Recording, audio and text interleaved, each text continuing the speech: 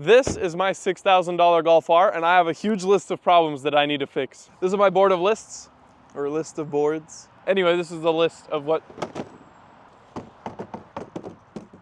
This is my board.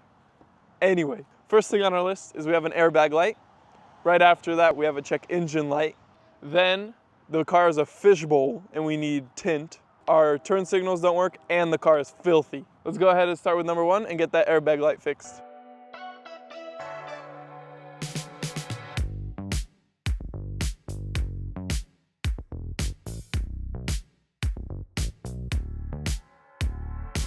We have a couple errors on the dash, that being the airbag light and the check engine light. So let's go ahead and grab the code reader to see what those codes are from. Always when you're using an OBD2 reader, just make sure your ignition is on so that it actually has connection to the car. This one has a cool feature where you can just auto VIN and it'll scan the VIN and you just click ready and it knows what car you have, and it's a lot easier that way instead of manually inputting the car. So we're gonna go ahead and just click auto scan, and this will scan and read all the codes that the car has. I'm assuming we're gonna have codes on the engine control module because we have a check engine light, and then on the airbag module just because we also have an airbag light. On our airbag, we have two faults, and it's for our crash sensor front airbag, driver side open, and then front passenger side also open. I do know what that is. I'm gonna show you guys that in a second.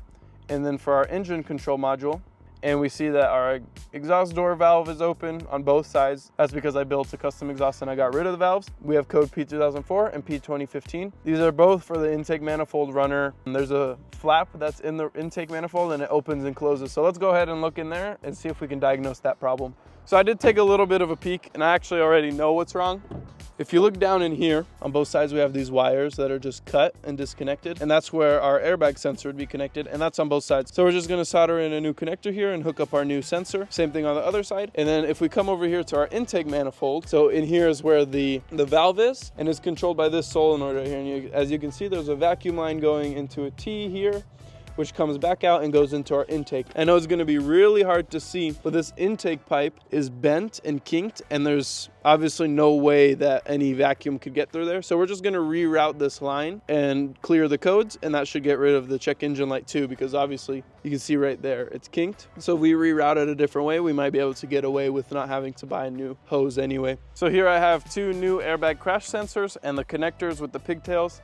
Just always make sure when you're soldering or messing with any airbag system, just always make sure that your battery is disconnected so that you don't accidentally blow up any airbags that are inside the car. So let's go ahead and solder these on both sides, get them attached, reroute that vacuum hose, and then clear all the codes.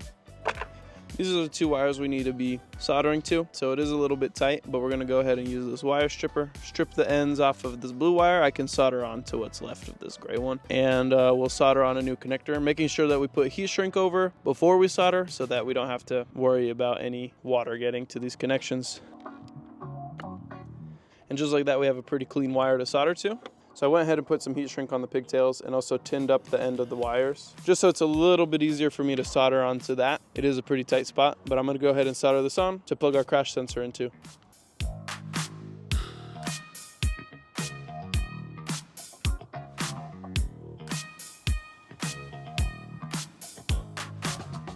So in that last clip, I actually had the two cables soldered up the wrong way. So I went ahead and flipped it. Black is actually going into the gray now, blue is going to blue. Let's go ahead and shrink this heat shrink, get our sensor plugged in, do the same thing on the other side, and then we can swap that vacuum line.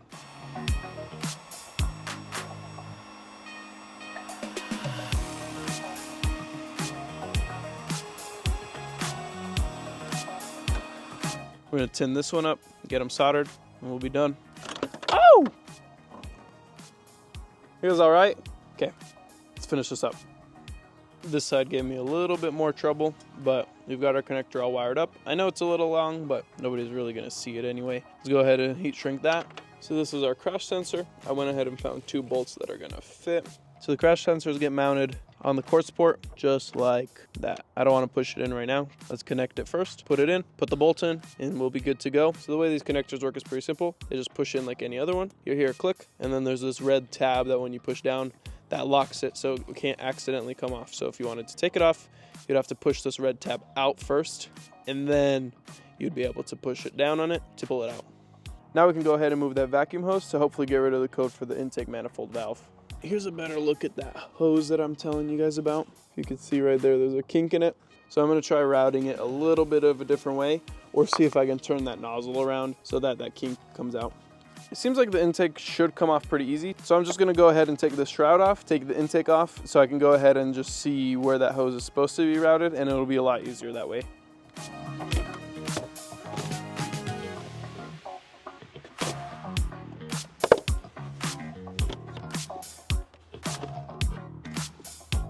Now I can finally give you guys a better look at what I've been talking about. So all that's been happening is this 90 needs to be flipped the other way. So now that we have this hose all loosened up, we should be able to just go inside and clear the codes. And we'll run around the block a couple of times, turn it off and on. We'll run it for a couple of days and see if that code comes back. But I think that was our issue. Now that we fixed that hose, let's go ahead and just put everything back together.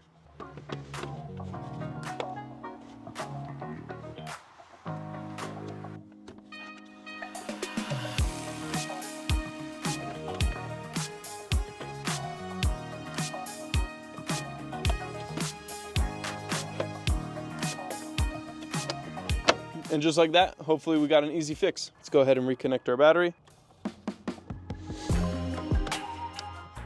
And then hop inside and read some codes. Airbag hasn't blown, so let's go ahead and turn on the ignition. I'm assuming the airbag light won't turn off. We have an error for auto hold and all these other errors just because we unplugged the battery. Let's go ahead and grab our scan tool, clear those codes, and see if that airbag light stays off.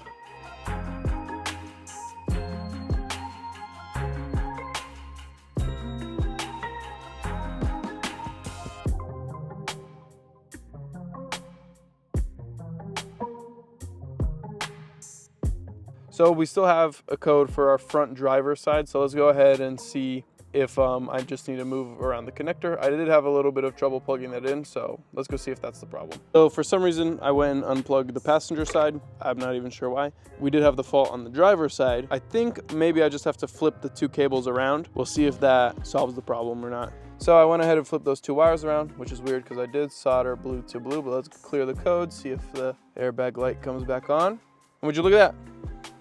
No codes, read DCTs, no trouble codes. So the airbag light is off. Now that we also fixed our intake, let's go to our engine control module and clear all these codes. We're still gonna have the codes about the flaps on the exhaust because I did remove them, they're disconnected, but that shouldn't throw a check engine light. So let's go ahead and start the engine.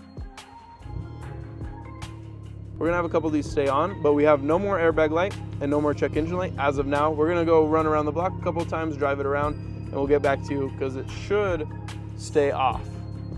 A huge thing on my list was to get these windows tinted, and thanks to Ceramic Pro in Spokane, Washington, we were able to get that done. Let's rewind to a week ago. So we're here at Ceramic Pro in Spokane, Washington. We parked next to this Ferrari. We're gonna get our front and side and rear windows tinted. I'm thinking we're gonna do 50% on the front with this from here up. We're gonna probably put 5%, 15% on the side windows, and 15 on the back. So we're also going with the carbon ceramic film, and we'll see how big of a difference that makes for heat retention. So we just got a call from Ceramic Pro to go get my car picked up. I'm excited. Does it look a little better? Looks so much better. Right? I love tin. It always cleans up the look just a little bit more. Take a video of the Lamborghini. What? Bro, what are you talking about, man? Huge thanks again to Ceramic Pro for being able to get this done. If you guys are in the Spokane area and looking for tint, please make sure to give them a call. They did an amazing job and it really looks great. And I love the added privacy that I get with it. So next thing on the list that we need to get done to this car is it's in desperate need of an oil change. This is my contraption. I have this little dip in my yard here, so we're gonna see if this works. Usually I use a different ramp, but we're gonna see if I roll the car up onto here, I should have enough room to get underneath and change the oil pretty easily without having to jack it up. So let's try rolling it onto here.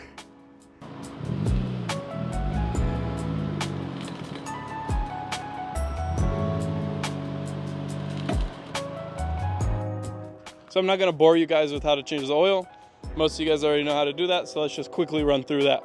First thing you wanna do is open your hood, open the oil cap, gloves, drain pan, drain plug, engine cover, oil filter, pull the old filter out, put a new filter in, tighten it down, hand tight, new drain plug, clean up any mess you made, funnel, oil, more oil, funnel out, engine cover on, Check oil level. Oh, we're more than good. Start the car and let it idle for a little bit while you clean up all your garbage. Now that the car's been running for a while, we can go ahead, turn it off, and check our oil level one more time. And we're right in the middle, so we'll call that good. Now that we've got our oil all changed, another thing that does not work on this car is if I turn the hazards on, the mirrors don't blink. I already know what the reason for this is. We blended the paint onto the doors, so we took off the mirrors. So that means we have to reconnect the switch. It just runs down into here behind the door panel. So we're just gonna take off the door panel and connect that connector. So these door panels come off pretty easy. There's a T25 underneath this trim piece. It comes off right here. One T25 here, a T25 underneath here, and then underneath the door panel right here, there's an 8mm, and you have to give it like a half turn to get it off. So let's go ahead and do that, and then I'll show you guys how to connect the mirror. That's one. That's the second one. And then underneath, we just have to half turn that one. Now that we have all those unscrewed, we just start from the bottom, and these clips should start popping off. Once you get this last one off, all you have to do is pull up on the door panel, and it will slide right out. So when you open the door, the mirror's just on a couple of screws, and I have to take these out because I actually don't see the harness anywhere in there. So I'm gonna take these out so I have a little bit of an easier job fishing the harness out. So this is what the harness looks like. You can see why it would be so hard to get it through the door and to where we need to plug it in. But we're gonna go ahead and just try our best to fish it through and maybe grab it with the finger through the other side and pull it through. And I'll show you guys where it plugs into.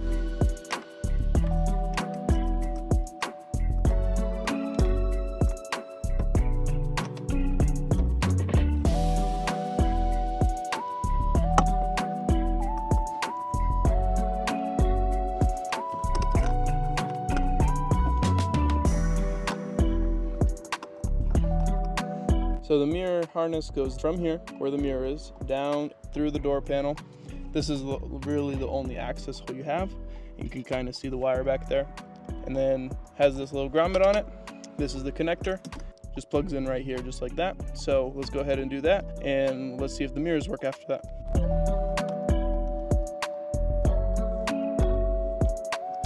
So now we have it all hooked up. You can see the turn signal on our mirror is working. So now we can go ahead, put this door panel all the way back on, attach the screws back to the mirror, do the same thing to the other side, and we'll have both of our mirrors working.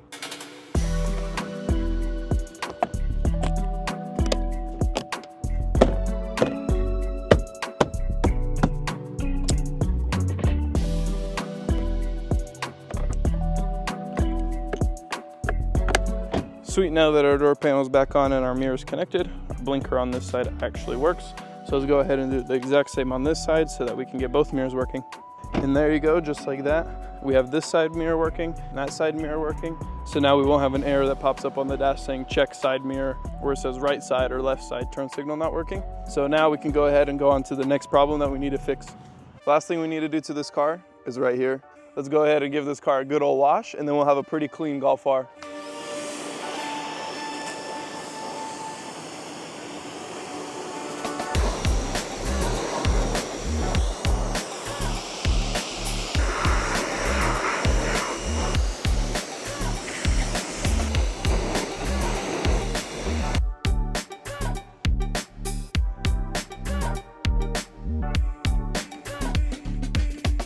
So now that the car's all clean and dry, I'm gonna go ahead and just use some microfibers, and I have this hybrid ceramic wax. I know it's not like a real ceramic coating, but we can use it at least for now until we can get a real ceramic coating.